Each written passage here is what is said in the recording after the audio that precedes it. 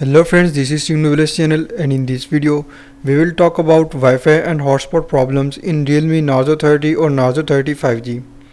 So before starting video, just don't forget to subscribe and also hit the bell icon. So if you are facing low Wi-Fi signals or Wi-Fi or hotspot not working problem in Realme Narzo 30 or Narzo 30 5G, first of all you just need to open settings and then follow every step as I'm showing you in this video. Hope so this will fix your issue. So just open settings,